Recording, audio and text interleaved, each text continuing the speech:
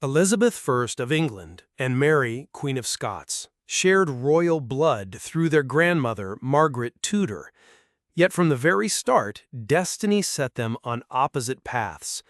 Elizabeth became the Protestant monarch of England, while Mary, raised in France, embodied Catholic hopes for reclaiming the throne. Their connection was less a family bond and more a ticking clock of rivalry, waiting to explode. England's throne was unstable, and many Catholics whispered that Mary, not Elizabeth, was the rightful queen. Elizabeth knew it, Mary knew it, and from that moment the cousin story became a tale not of kinship, but of survival. Mary's life turned when she fled Scotland in 1568, after a rebellion forced her to abdicate in favor of her infant son, James VI. Seeking safety, she sailed into England, but Elizabeth, wary of her cousin's claim, treated her not as a guest, but as a prisoner. For nearly 2 decades, Mary moved from one castle prison to another, Tutbury, Sheffield, Chartley. Though locked away, she remained a beacon for Catholic Europe, a living alternative to Elizabeth. Letters passed in secret, supporters rallied abroad. England's court knew Mary's very existence was a threat, a rival queen waiting in the shadows. The longer Mary remained alive, the more dangerous she became. Catholic nobles across England saw her as a weapon to dethrone Elizabeth. Conspiracy swirled through Elizabeth's reign. The Northern Rebellion of 1569, the Ridolfi Plot of 1571, the Throckmorton Plot of 1583. Each promised to overthrow Elizabeth and crown Mary, yet each failed. Walsingham, Elizabeth's spy master, wove a web of surveillance across England, capturing letters, decoding ciphers, unmasking traitors.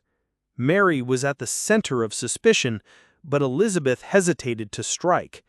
Executing a crowned queen was no ordinary act. It was a violation of divine monarchy itself. In 1586, Elizabeth's fears were realized. Anthony Babington, a young Catholic, plotted to assassinate Elizabeth and place Mary on the throne. Through clever espionage, Walsingham intercepted secret letters hidden in beer barrels and smuggled to Mary's prison. At last, he had proof, Mary's own hand approving Elizabeth's assassination. The evidence was undeniable, yet Elizabeth hesitated. Killing Mary would silence her rival, but would it unleash Catholic vengeance across Europe? France and Spain might see her death as martyrdom. But if Elizabeth did nothing, her own life was at stake. Elizabeth was torn. She had survived conspiracies, rebellion, and assassination attempts, but executing a queen, her cousin, her equal, weighed heavily on her conscience. Elizabeth feared divine judgment, the curse of regicide, and the stain it would leave on her legacy. She stalled, hesitated, and even blamed her ministers for pushing her into the deed. Mary's trial was set, and her guilt was certain, yet Elizabeth delayed signing the warrant. She wanted the problem solved, but not the responsibility. Her hesitation would haunt her until the end of her days. In October 1586, Mary faced her trial at Fotheringhay Castle. Surrounded by English peers and commissioners, she stood proud, regal, even in captivity. Denying guilt, she argued that as a foreign queen, she was not subject to English law. Her defense was fearless. She claimed she had plotted no murder, only sought her freedom. But the evidence, intercepted letters in her own handwriting, crushed her pleas. The verdict was death. Mary's fate was sealed, not by swords on the battlefield, but by ink on parchment and whispers in Elizabeth's court. Elizabeth wavered until February 1587. At last, under immense pressure, she signed the death warrant. Yet still, she sought distance. She told her council to wait, to keep the warrant hidden, to act only when she gave the final word. But her ministers, tired of delay and fearful of new conspiracies, acted without her. The warrant was dispatched and the execution date was set. Elizabeth would later rage, claiming she never meant for it to happen so swiftly, yet history remembers her as the queen who gave the order. On February 8, 1587, Mary entered the Great Hall of Fotheringhay Castle, draped in black but wearing beneath it a crimson gown, the color of Catholic martyrdom. She held her rosary, prayed for forgiveness, and forgave her executioners. Witnesses recalled her bravery as she laid her head upon the block. With 2 strokes of the axe, Mary's life ended.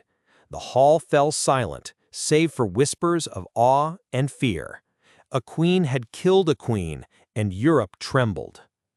Mary's death shocked the world.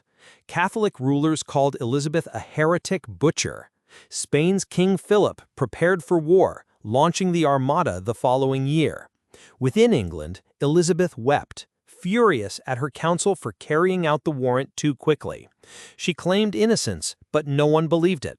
The bond of blood had been shattered with an axe, and Elizabeth's reign now carried the weight of Mary's ghost. The cousins had never met in life, but in death, Mary's presence haunted Elizabeth's soul. The execution of Mary, Queen of Scots, was the most controversial act of Elizabeth's reign.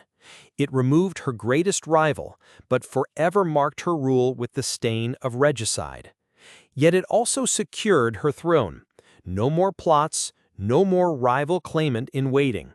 Elizabeth endured for 16 more years, becoming England's Virgin Queen.